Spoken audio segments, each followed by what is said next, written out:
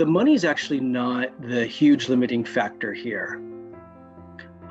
Especially with the new administration, the new federal administration, and stimulus funds, and where the interest is both at the state and federal level on economic stimulus. Funding for building boats and electrification of boats, these kinds of things are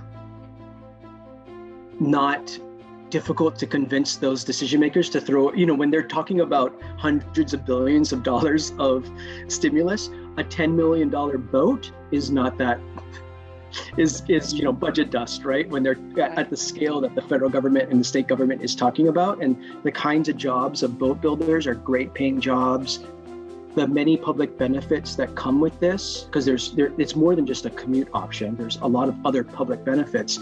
I think when you start putting it all together, it becomes competitive compared to a lot of the other stimulus ideas federal and state government are thinking about.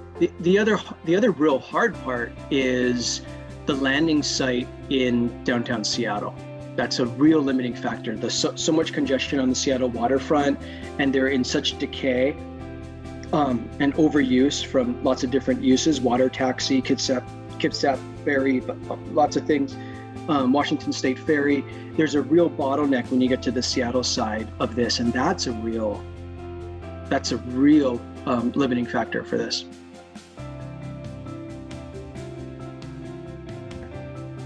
Yeah, the two likely spots would be where the current Washington State Ferry is at Point Defiance. It's already built, obviously, it's already in motion, and it could be used.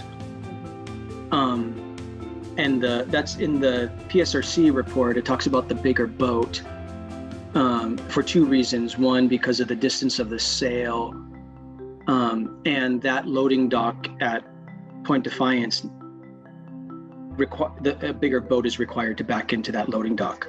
The second option would be the Dock Street site to get right downtown. And that would have a lot of co-benefits around tourism. I remind people the boat goes both ways. So when the world turns around and people are being tourists again and enjoying their lives outdoors, you could foresee people from Seattle or up north coming to Tacoma for the day or a weekend, and how lovely would it be to come by water and spend the day here to enjoy any of our many amenities and assets. So that, and getting off at Dock Street would be ideal, right? You get off, walk, go to the museum district, do your thing. There's lots of different co-benefits to this project, one of them being tourism.